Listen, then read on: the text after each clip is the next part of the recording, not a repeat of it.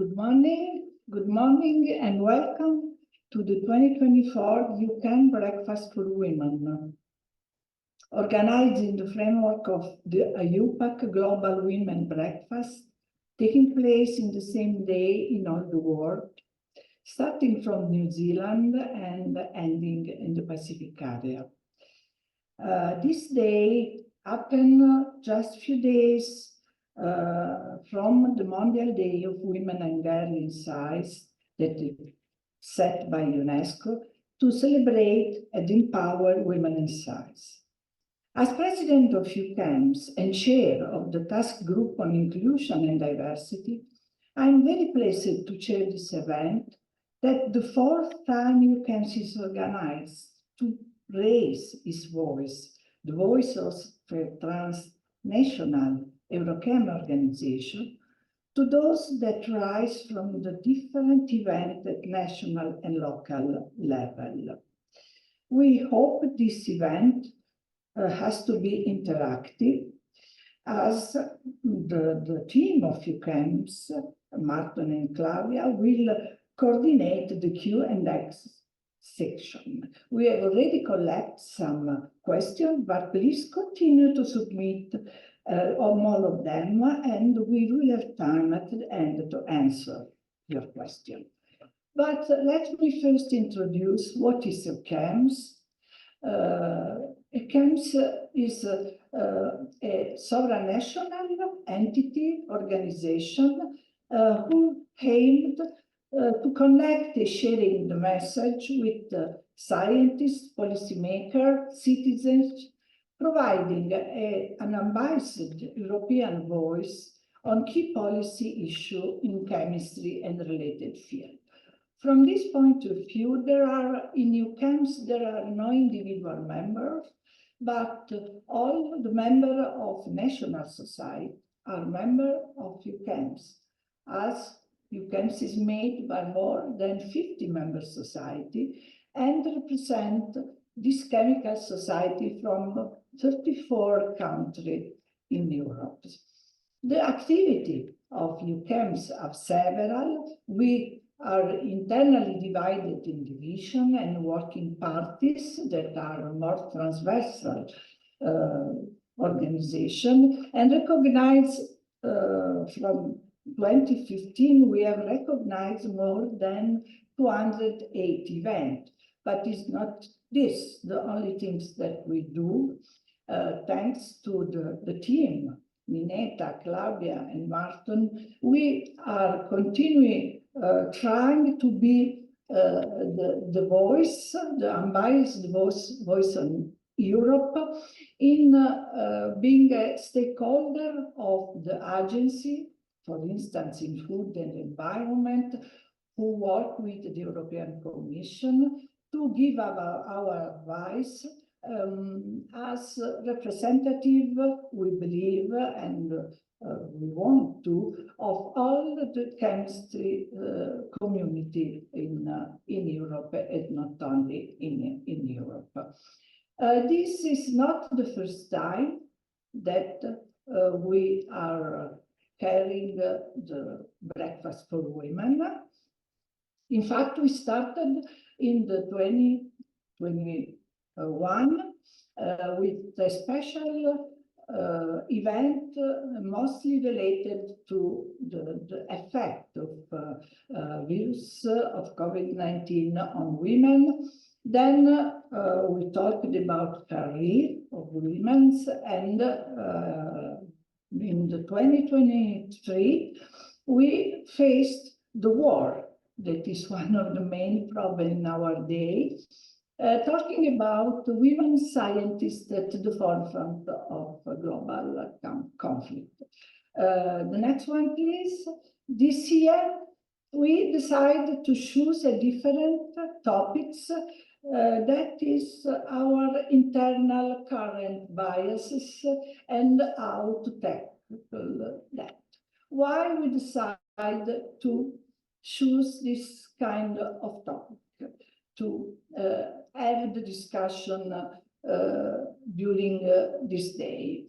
Of course, our intention is that we want to combine people from different age, different experience, different working place, to tell us how they handle the internal bias that can be an obstacle or not to our career. And why we decide to deal with this problem? Because, of course, the UNESCO and the EuPac affirm that chemistry knows no gender, but the numbers actually say something completely different. If you look at the report that is given by the European Commission every 2 or 3 years, that is she figures, we can see that it's evident that working at the working force, the women are never more than 30–40% people, women working in science, in the so-called STEAM part of science. But what is interesting is that if the women start and become almost 30–40% when they are PhD level, then when they go ahead in their career until to arrive at the top level like a professor, full professor and so on, the number of women decreased dramatically to the 18%. And it's not only related to university. The second and also the third, yes, graph can evidence something really interesting. That when you look at the workforce in the university, you start from the 40–40 when you are a bachelor, then there is a scissor. Then the men are always more and more as you go ahead in your study. But what is very impressive is that when you arrive to be in grade A, that means a full professor, women are only the 21%. But if you look at outside the university, in the general working force of chemists, you see that neither since the beginning the women are the same, have the same number than men. Then also starting as a bachelor students, we have the 32 part of women and the 57–58 part of men. This is interesting for say, but what is also more interesting that if you see the dotted line is are data related to 2018 and the continuous line is related to 2015. They never changed. There is no change in all this year, but if you are able to look at 21 and 22, we see that the situation is also worse. Another interesting thing is that when you look at the type of representation of women in the Europe and in the European research and innovation landscape, you see that the 48 graduate, but the 26 arrive to the highest grade of academic. The 23–24 arrive to decision-making position in research, and only the 10–11% are the women that are inventor or applied for European patent. Also more interesting, see this is how the distribution of this 30% of women in the workforce in science. See, when the women have to choose, They shows mainly life science matters, the 26%, only the 18% in AT, in physical science, between them there is chemistry, of course, and also less in computer science or engineering. That means that when we have to make a choice, we choose this kind of job that look for us more adapt to women, because leave more time for the extra, what we do outside the work in our life. So that means that there are not only external bias, but we have to face with internal bias, something in which we believe, and we are never aware that we believe in it. An unconscious bias. It's just a prejudice. It's a stereotype that individuals hold about certain group of people. They are neither conscious aware that they are aware of having. This can be, of course, bias against races, ethnic group, but also gender identity. And this bias develop in early childhood as we make our personal experience, but we receive stereotypes by parents, educational system, popular form of media, social media, and so on. So we can forget this for several years, but sometimes we detect that we have this bias. Of course, there are a lot of them. We will go through. One of the more likely is the affinity bias, also known as similarity bias, that refers to the tendency to favor people who share interests similar to our own. So, just to open the discussion, we have to consider that implicit bias don't take away the relevance of addressing explicit or direct instances of discrimination, but the effect of implicit, explicit, and institutional bias are informed by and contribute to each other.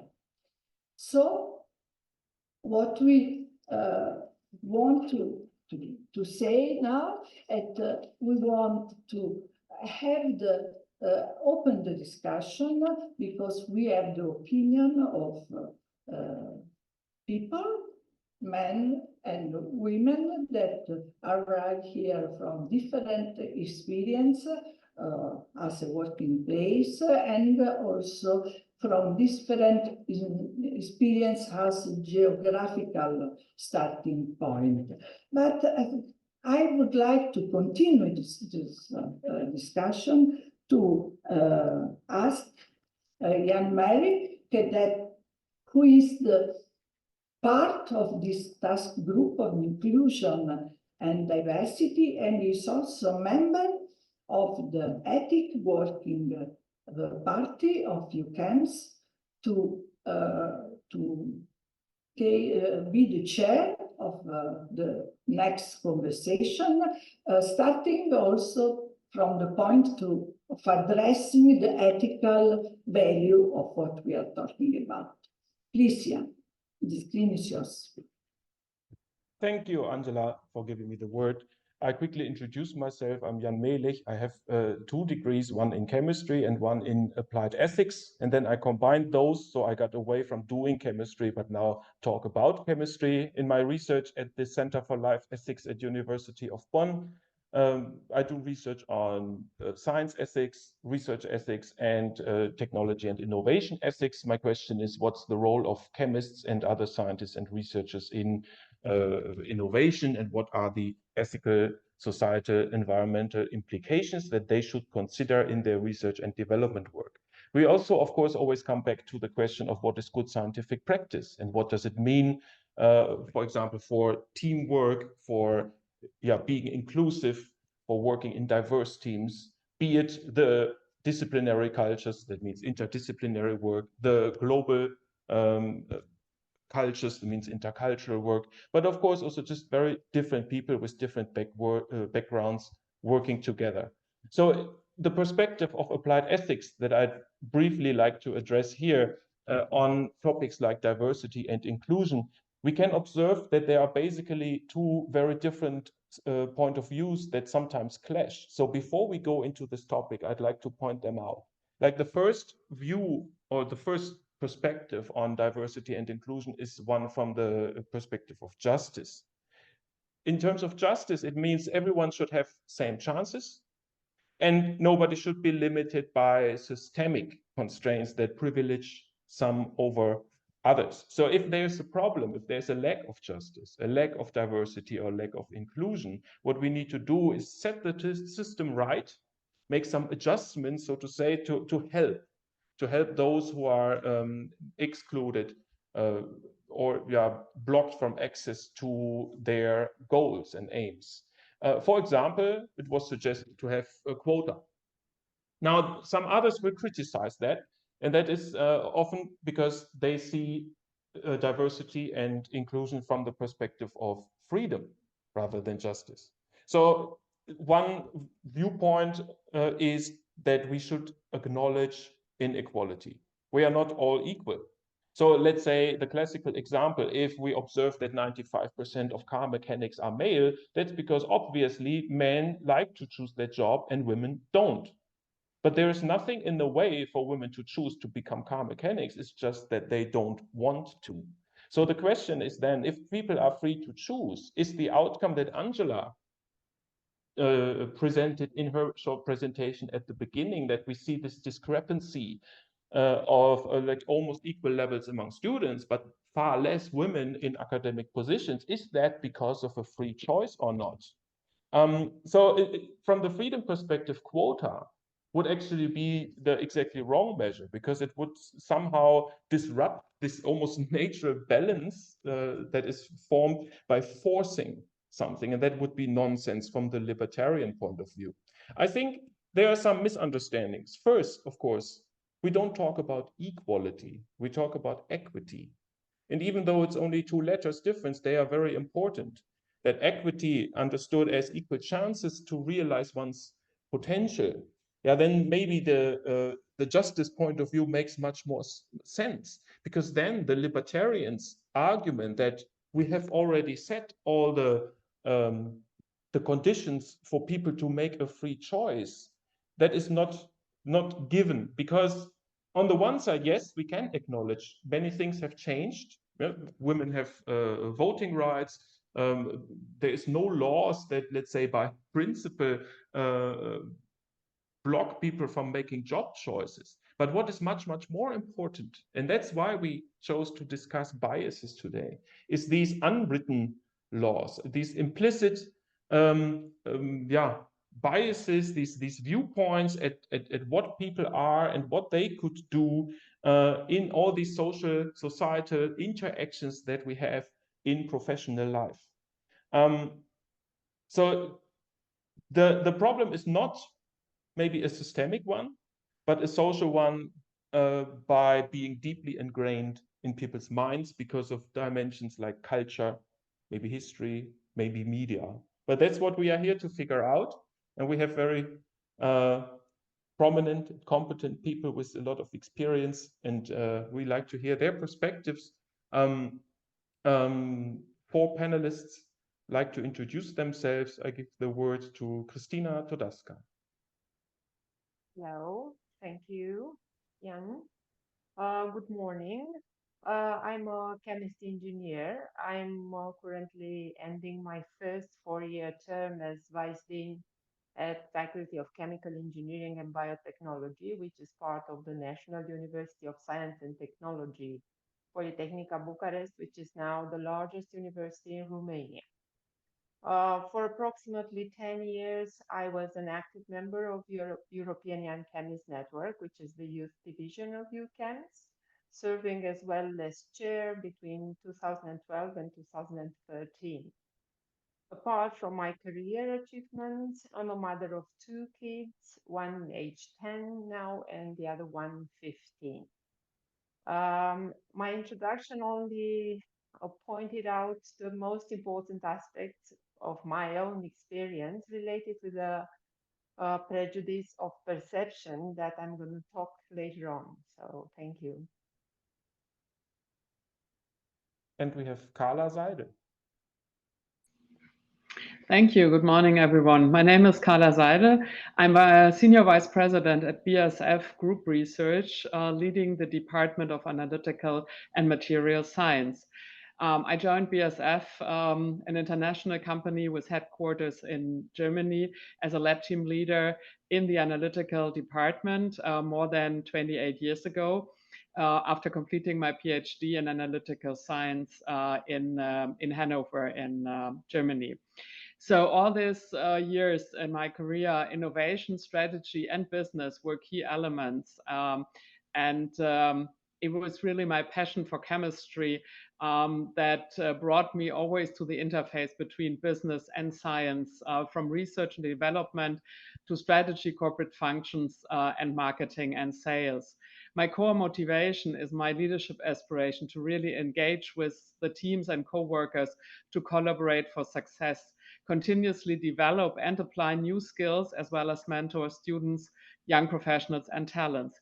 And with this, I also build on my global network in industry, in business, and academia, and especially my membership in the board of the German Chemical Society. So my today's topic will be breaking the barrier. So what does unconscious bias mean in leadership? And let's hear Claudia Bonfield. Hi, good morning, everyone. I'm Claudia. I am currently a junior group leader at the Institute for Supramolecular Science and Engineering in Strasbourg. And I'm also currently the chair of EuChemS, which is, as Christina just mentioned, the European Young Chemists Network, which is the youth division of EuChemS. And I'm going to talk a bit about affinity bias, which Angela mentioned earlier. And I think in this context, one of the aspects that touched me the most in my relatively early career is that is how many times I've been told that what I got is because I am a woman. And so it's because of that that I received a specific award or got in a certain position. And I think this ties very well with the bias that I'm going to discuss later. Thanks. And last but not least, Marina Resmini. Hello, everyone. It's a pleasure to be here today and to be part of this panel. I'm a professor of material chemistry at Queen Mary University of London in the UK. And my scientific area of interest and expertise is around nanomaterials and plastics in general. I'm also a mother with two children, one aged 21 and the other one 17. And therefore, I've had a personal experience of the challenges of balancing an academic career with having a family. I'm very passionate about inclusion and diversity, and throughout my career, I've taken every opportunity to try to influence and impact my working environment, but also the wider chemistry community. I was head of the chemistry department for 5 years. And in that role, I was able to initiate and support actions designed to provide a more diverse and inclusive environment. And having seen the result of that and the impact it's had on other people, I then became even more determined to do more. I was a member, so I'm still a member, but I was a member of the Royal Society of Chemistry, Inclusion and Diversity Committee for 6 years, and I was its chair for 4. And during this time, I was involved in important pieces of research and initiatives targeting gender balance, race and ethnicity, and sense of belonging, all incredibly important when, as a community, we are trying to create an inclusive and diverse research culture. So having seen the impact of this research and how it's had influenced thinking and common practices, I'm even more determined to make a difference. And the topic I will be talking about later is about anchoring bias. Thank you. Yeah, thank you very much. I'd like first give the word to Carla. That with the short hint, I mean, in Germany on the news, we can follow the debate that is often revolving around how many female leaders do we have. We look at companies and, for example, see how much percent of them have female CEO. And it's very interesting to have you here today as a working at BASF, a huge chemical company. What is your perspective on that, like industry leadership? Many thanks, Jan. Yeah, I mean, definitely. The first question is, what drives a company to really foster diversity and inclusion? And as a global company, I mean, we serve many customer needs in different countries, and we also want to reflect this diversity in our workforce. And when you look at female leaders in a world where gender equality, and Jan, you talked about it, is still work in progress, female leaders often face the challenge how to really tackle also unconscious biases. When I took over my first leadership roles, I started to notice still subtle signs of unconscious bias, such as being interrupted in meetings, having ideas attributed to others, or being perceived as ambitious and bossy. And I decided to educate myself about unconscious bias and its impact on female leadership. And I read books and articles, and I started, I think many of you know this, for example, with Daniel Kahneman's Thinking Slow and Fast. And I also attended trainings to really understand more about the topic. I equipped myself kind of with this knowledge, and based on this, I tried to develop my own approach, how to really include this within my team and in my daily life. And what does it mean? So first of all, awareness for me is really important amongst my team members, but also the emphasis on addressing these issues and to make it transparent. So we in BASF have the target to have 30% women in leadership positions in 2030, and we have dashboards to monitor this and to show us the progress. Coming back to the quota discussion, yeah, maybe also for later. And implementing these and initiatives like diverse interview panels, roundtable discussions with female talents, and mentoring program really fosters this, but also to get the male colleagues, the male allies on board, yeah, in this kind of fight against unconscious bias, and really emphasizing the importance of diversity and inclusion. And to me, it's very important that it starts from the top, and it starts from really myself. So this includes also taking feedback from my team members and trying really to listen to them and to ensure that all different perspectives are contributing in a global team with colleagues from the Americas, from Asia, from Europe, something that you really have to do with the awareness to do this. And on the other hand, also to consistently recognizing and promoting the achievements of my colleagues, but also of my female colleagues, and also emphasizing their success stories. And last but not least, using platforms like today's event to speak about this topic and to share experiences and to get inspired by other female leaders and create change jointly. So tackling unconscious bias for me and my leadership is really demonstrating the importance of awareness, of education, and also of deliberate action. And I think with this, we are really on the way to paving a more equitable environment for female leaders and to work towards a future where gender equality is the norm in leadership positions. That would be my wish and also my pledge. Thank you very much. I mean, you mentioned awareness, and I think that's where it should all start. I mean, before we can address the problems resulting from all of us having biases in one or the other form, it is important to know what they all are. Because I mean, the ones that are very obvious, I think, are the easiest to identify and to fight. Those that are not so obvious are much harder. So let's get deeper into the content and look at specific biases that might be the most dangerous ones, but the hardest to tackle. So Christiana Todaska, can you tell us something about the prejudice of perception? Yes, Jan, thank you. When we are talking about the prejudice of perception, there are several aspects that join in this category. There are quite a lot. Today, I only address three of the biases which I usually notice in this group of prejudice. The first one is the gender biases, and so far during our talk today, we had quite a lot of information on this.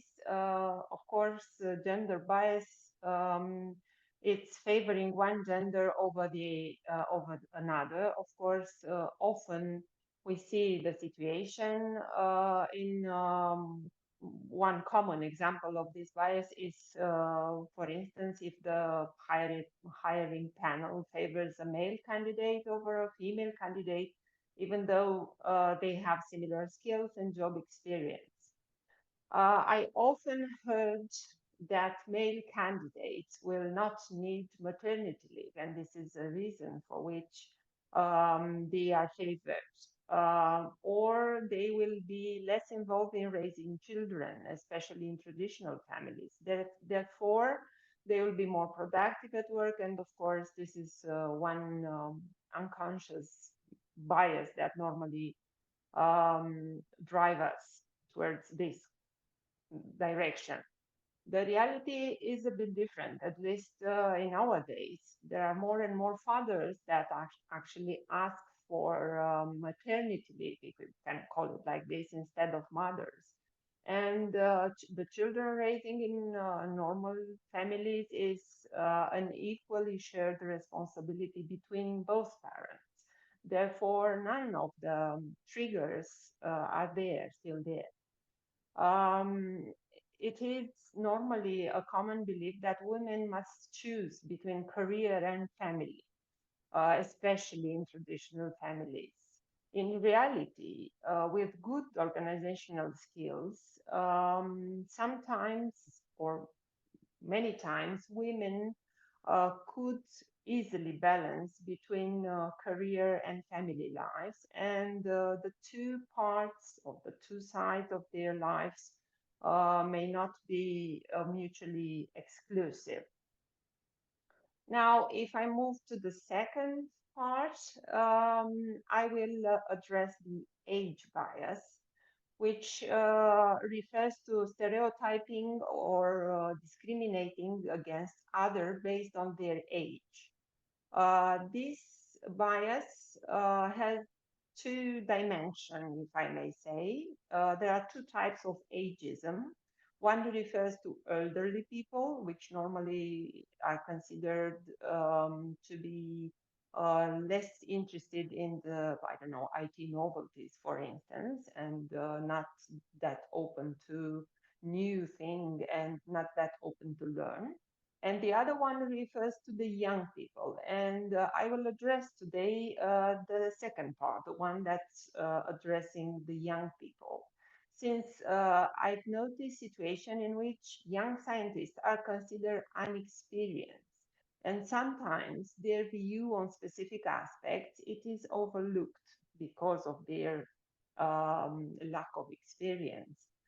In my personal experience, there are many situations when young members of team prove to be quite experienced. For instance, in fields like IT or software, they are more enthusiastic, dynamic, and creative, and bring in teams different and fresh approaches. More often, the young members of teams are more sensitive to technological development and could empower the team with new and effective tools for solving different problems. The last topic that I'm addressing, the third aspect under the prejudice of perception, is East versus West prejudice. Perception bias normally occurs when we judge or treat others based on often inaccurate, overly simplistic stereotypes and assumptions about the group they belong in. For example, I've often heard that in East European institutions, access to state-of-the-art equipment is not possible, and the infrastructure in the labs, it is sometimes old and not up to date. The reality is a bit contrasting. Many laboratories now benefit from state-of-the-art equipment because the later entry in the EU community allowed for recent refurbishment. Also, European competition have allowed the development and purchase of new equipment, which are at a very top level. Therefore, now it's not mandatory to go, for instance, in Western Europe to gain access to specific analytical instruments or infrastructure. I will conclude by saying that I'm a little bit lucky because, for instance, in Romania, at least in chemistry and chemical engineering, the balance between, for instance, men and women tend towards to lean towards women. I think this is a characteristic for our country, and for this reason, I'm lucky because I had during my scientific life many women mentors, and this probably was a trigger for me to try to work and develop myself in this field. Thank you. Thank you very much. I give the word right to Marina Resmini to talk about the prejudice of the anchor. Yeah, thank you very much, Jan. Prejudice of the anchor. So when you hear the word anchor, what you visualize is it's a heavy, big piece of metal that helps to moor a ship to the sea bottom. So the ship does not move. And this is exactly what this type of bias is. So anchoring bias is a cognitive bias, and it refers to the tendency that an individual has to rely on the first piece of information that is received on something or someone, which is then used as a reference point, as the main point to actually make subsequent judgments. And therefore, it's dragging the actual evaluation either of a situation or an individual. So anchoring bias exists, and it's more widespread than we actually realize. Now, did I witness this? Of course I did. I did on multiple occasions, but I just want to give you a couple of examples which some of you might be able to relate. So, for example, during a recruitment process, as members of a recruitment panel, think about the interview. So you have the candidate answers the first question, and this question can actually influence the evaluator either positively or negatively. And I know that Claudia after me will be talking a bit about this, but what's happening is the assessor makes a quick, unconscious judgment on the candidate in front of them, and that then influences how that evaluator considers all the subsequent answers.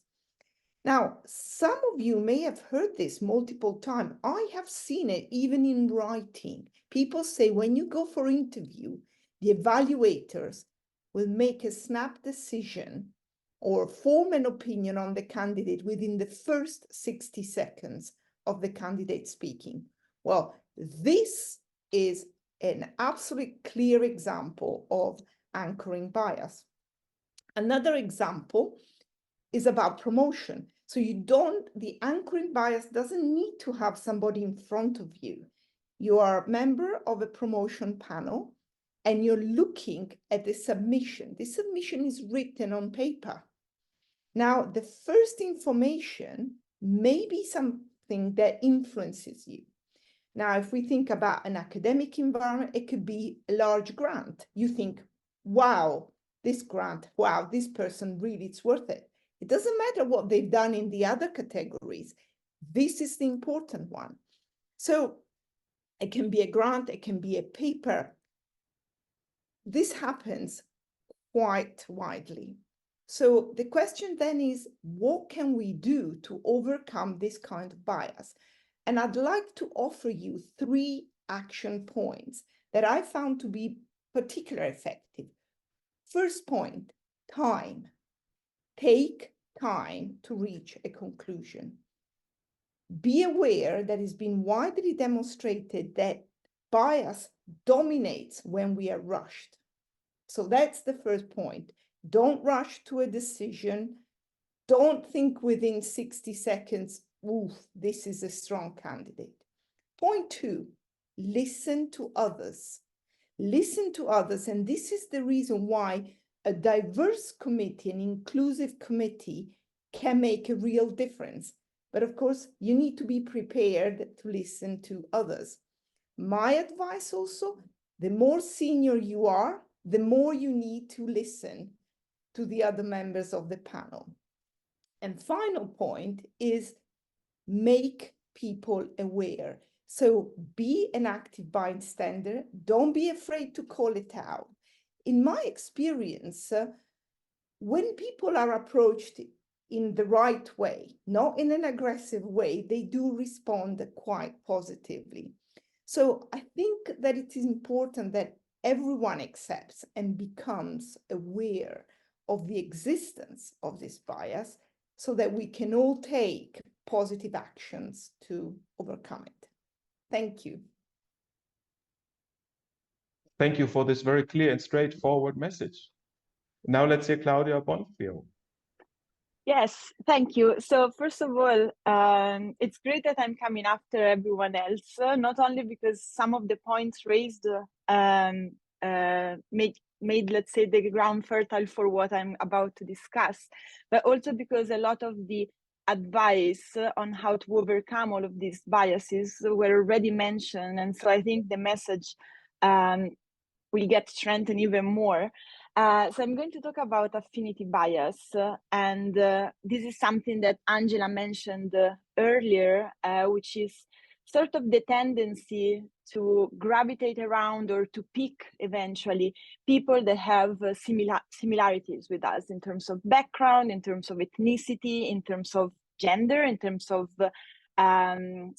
scientific discipline. And this is something that, for example, I have experienced on multiple levels and on multiple occasions. For example, joining groups where I was surrounded by people that were all from the same scientific background. An example, I'm a biochemist. I joined groups that were mostly composed of organic chemists. Another example, as I mentioned, ethnicity. I joined groups where I was, let's say, a minority in terms of where, let's say, my nationality, and there were instead other nationalities that were much more represented. And this is something that, to some extent, might have I'm sure it has affected many of us and might have reflected how society was a few decades ago, in the sense that it might feel safe to gravitate around and select people that are similar to us, because we think that's a more efficient way of doing things. We think in the same way, we interact in the same way, and so we'll solve problems in a faster and more efficient way. This is probably was not true back then, but very likely is not true. It's definitely is not true now, because the science we do now is much more interdisciplinary compared to what was done in the past.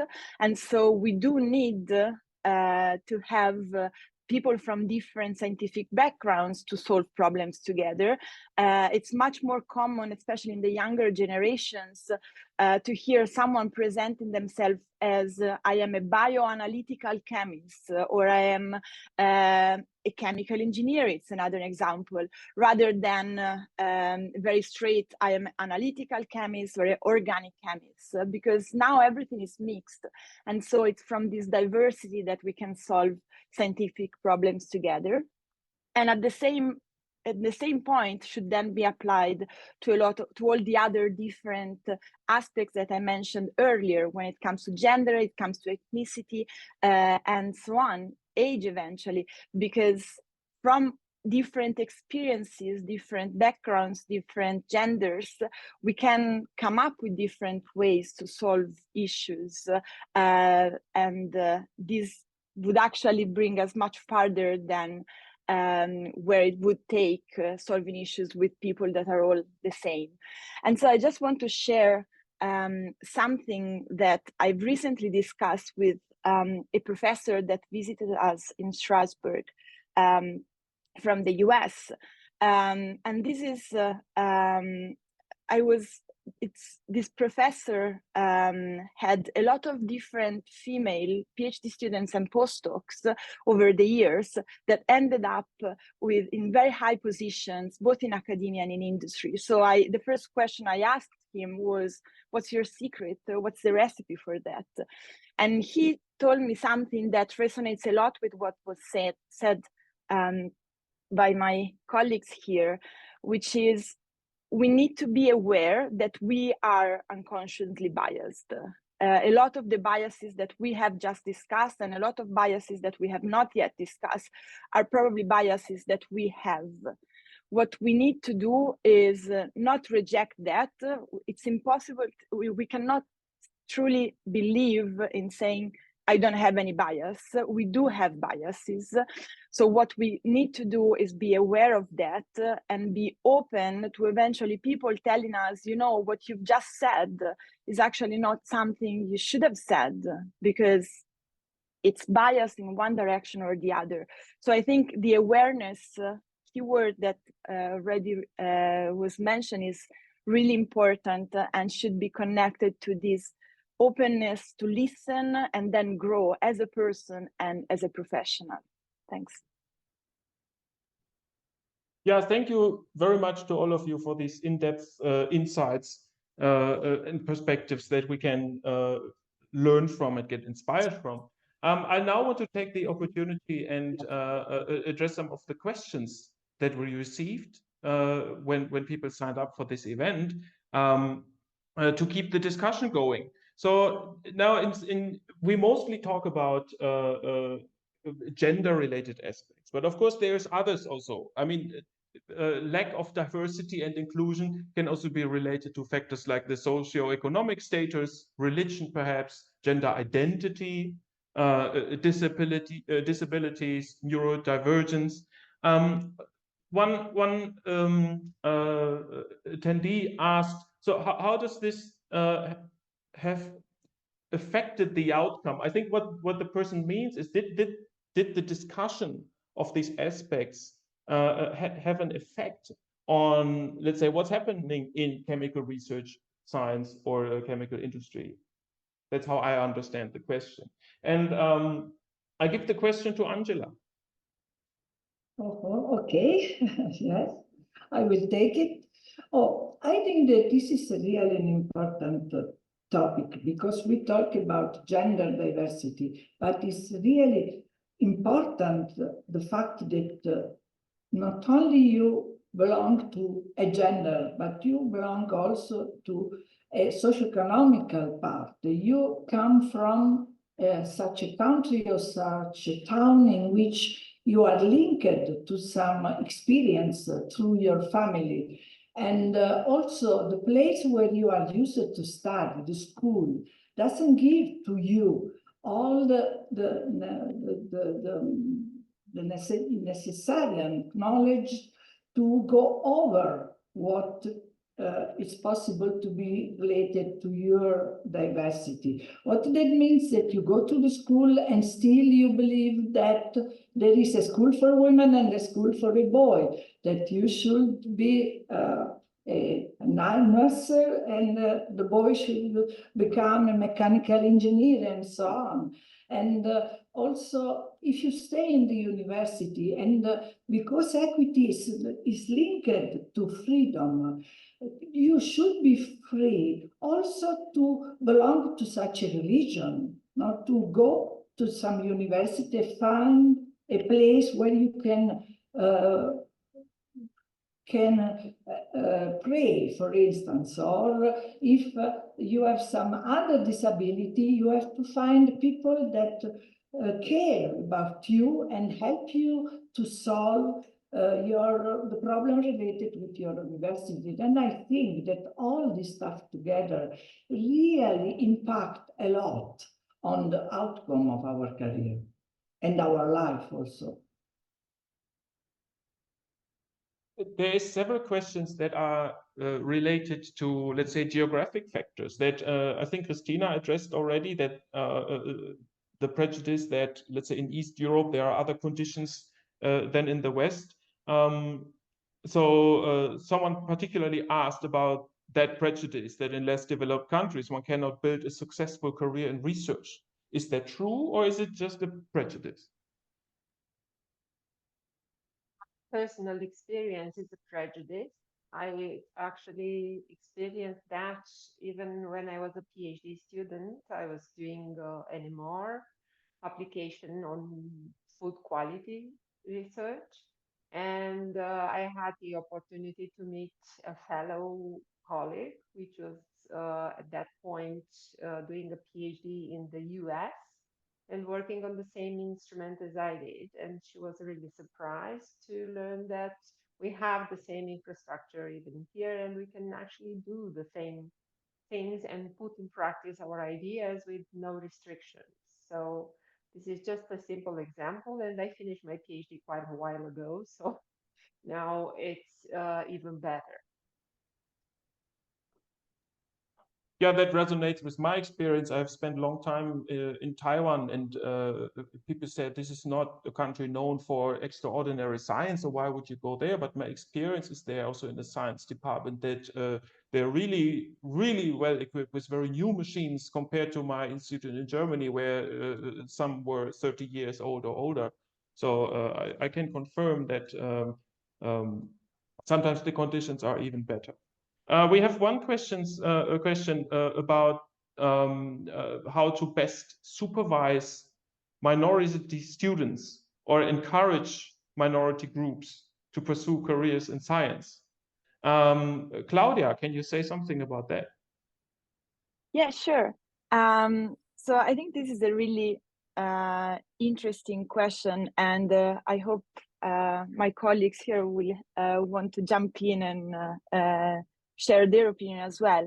I think one of the main aspects that I think are relevant here would be to listen and be open to listen to what students need and would want. I think sometimes something that is lacking for minority students could be, for example, opportunities to network and or to find role models, if that's an acceptable word, let's say. So people with whom they can find common aspects, and so that they can sort of look at for their future career. And so I think one way to provide a good support and supervision to students that come from minorities is, for example, to share with them opportunities to network, give them opportunities to be mentored by someone outside that with whom they can share they have something to share and with whom they share interest and so on. So I think this is something that I usually keep under consideration, but I would be very happy to hear what my colleagues might have to say so that I can implement this in my supervision style as well. Carla, please. Yeah, thanks a lot. I think that's absolutely an important topic. And I would like to share with you that, for example, in BASF, we have different employee resource groups from LGBTQ to Asian scientists in North America, to visible and invisible disabled groups. And I think that's very important on the one hand to support this network aspect, but also to give a voice into the company, and also awareness and transparency about these topics. And I recently had really a very emotional moment when one colleague that is part of this visible and invisible disabled group shared this in an introduction in the management team with us, that she is invisible disabled. And I think that she was really encouraged because there are these groups, and it gives courage to talk about it.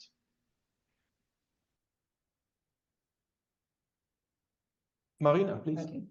Yeah, I just wanted to also add something from a slightly different perspective, but something I'm very passionate about, and that is actually institutions and and larger employers as well need to really take the time to train supervisors. Supervisors are the key. So if we are, as Angela showed us with the statistics, in a situation where we have this larger majority, and I talk about academia because, of course, that's the environment I know best, where female academics are a minority, but we can talk about other things. We need to stop thinking that just because somebody is so great at research, they also are very good at managing and supervising people. So training and making sure that all supervisors understand biases, all supervisors understand how to promote and how to work with different types of students, I think it's also very important. Thank you. Thank you very much. I mean, that leads me to another group of questions that several attendees asked before. They want to know about career opportunities or the role of women in leadership. Carla, you have a lot of experience with that. Yeah, I think it's about doing it. Yeah, on the one hand, to really also early in your career, take your time and really think about what is your aspiration, what is your career aspiration. And I think for me, there's no right or wrong. It should fit to yourself. And it's nothing that comes easy. Yeah, you do business strategies, you do R&D strategies, but you also need a strategy for yourself. That is my belief. Yeah. And there's one. Yeah, I just said I read a lot about these topics, and there's one quote from Sheryl Sandberg that I always that reminds me always of how to do it. Yeah, and that's a question: what would I do if I weren't afraid of that? And if I say to myself, yeah, I can do it, then her advice is, then go do it. Yeah, and I think it really starts with ourselves, but then it also starts with supporting each other, and I think that is the second part. And I have seen a lot of great colleagues, female colleagues, also in leadership positions that that we're always open to talk and discuss and share the thoughts. And sometimes it's also good to have a network within the company and externally, so that you have the opportunity to reach out. And if it's a trustful network, you can also reach out and ask challenging questions or ask for advice. Yeah? So start with yourself, and then I think take it into the company and also relate to other female leaders. Thank you. I know we are approaching 12 o'clock, but I believe, because this is highly interesting, we still have the time to address two important questions that came up. One is, if you then got into a good position and then you're working, the biases are not gone. You're probably still facing them when, I mean, they are still out there. And so how do you keep the strength to overcome them, to live with them, to avoid, for example, an imposter syndrome? Marina, can you tell us something about that? Yeah, I think this is something quite common.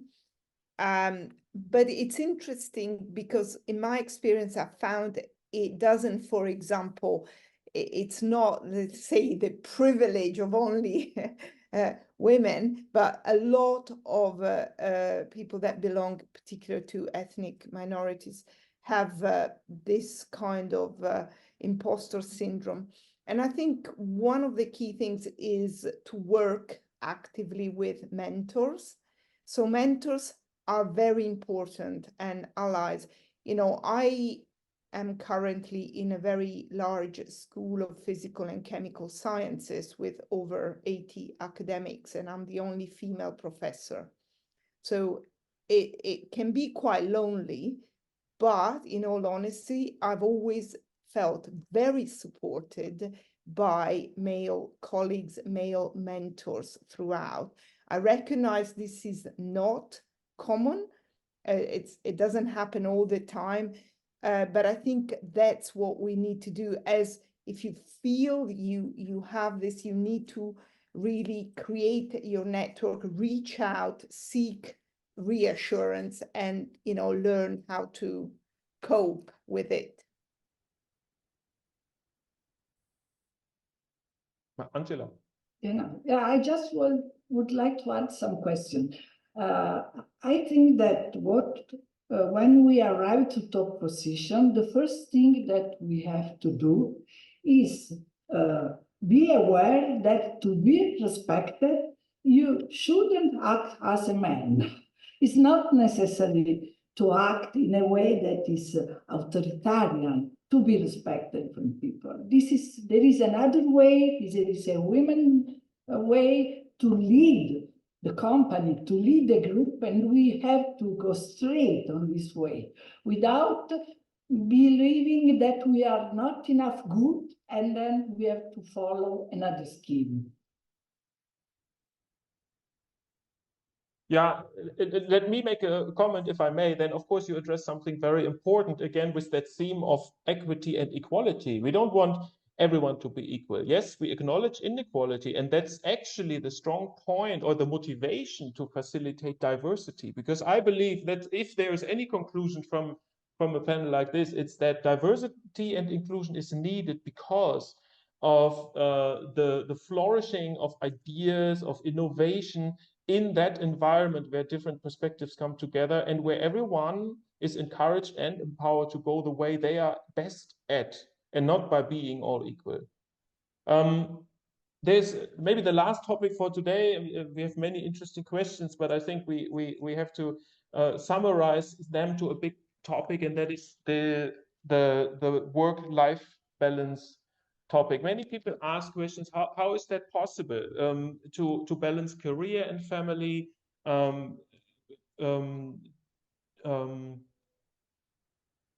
to manage work, work time, I mean, working long hours to have a successful career. How does that go together with other interests people have in life?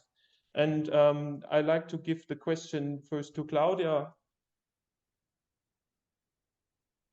Yes, so again, I'm just starting with my group, so I'm sure there's other ways to do that, but I think One aspect is learning how to say no. This is something that was also mentioned earlier in the context of defining success. So do we really need to accept all the possible invitations that we receive to conferences, or do we actually deserve to take some time off? So this is one aspect, I would say, learn to say no, or to prioritize. That brings me to the second point, that is learning to delegate. There's a lot of things that we might think we do better than anyone else, but most likely it's not the case, and you can just ask other people within your group, within your team, within your institute to help you and share the load. And my personal experience in general is that sometimes it's very difficult to take time off, because it always looks like there's way more things to do. So something that I've actually learned from a colleague here is that he puts on his calendar lunchtime as if it was a meeting, so that you know that you have that time blocked, and you cannot accept to have meetings in that time slot. This is something that I learned to do, and now it's really helpful, because I was so used to have lunchtime meetings, and so I think a combination of these aspects could actually be useful to balance work and personal private life. Christina, since you shared that before, I believe you can give us first-hand experience. Yes, it is not easy, but if you have good organizational skills, it's not impossible. So it can be done, and in my opinion, you don't have to choose between family life and career. You just have to somehow manage both of them and find the equilibrium. Of course, the personal equilibrium is very important. You have to set up for yourself, in particular, what are your needs, what are you aiming for, and go for it. It's not impossible.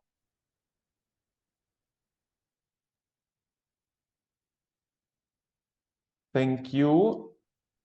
Marina, do you want to say something? Yeah, I think I just maybe would like to add, as ever, I think it's very important, all the actions that my colleagues Claudia and Christina have said.